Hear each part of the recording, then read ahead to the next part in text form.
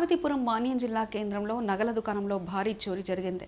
గత రాత్రి దోపిడీకి గురైన శ్రీదుర్గ జ్యువెలర్ షాప్ దాదాపు 40 లక్షల రూపాయల మేరకు బంగారం, వెండి ఆభరణాల దోపిడీ జరిగినట్లు వెల్లడించారు షాప్ యజమాని.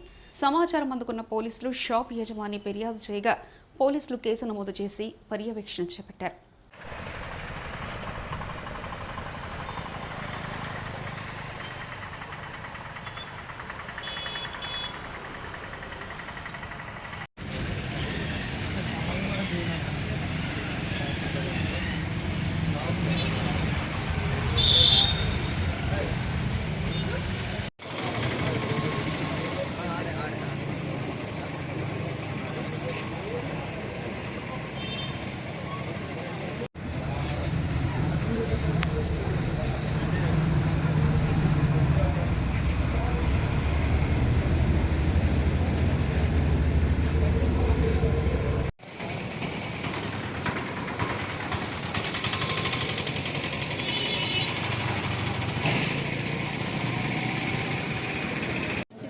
గోర్ఖా అతను ఇంటికి వచ్చి తలుపులు గేట్లు కొడుతున్నాడని నేను వెళ్ళాను.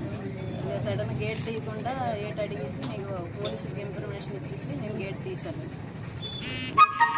బండి మీద వచ్చేసరికి చూసేసరికి అతను తీసింది సార్. బాబు వెళ్ళి చూశాడు.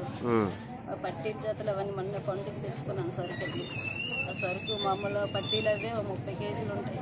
పాతవి మొన్న తెచ్చినవి రేక్ ఐటమ్స్ అవన్నీ కలిపి సగం 3 కేజీలు ఉంటాయి. చెట్లు పిల్లలు అవన్నీ కలిపి సగం 3 కేజీలు ఉంటాయి. మొత్తం అలా 40 లక్షల దగ్గర ఉంటుంది. గోల్డ్ ఐటమ్స్ అవన్నీ కలిపి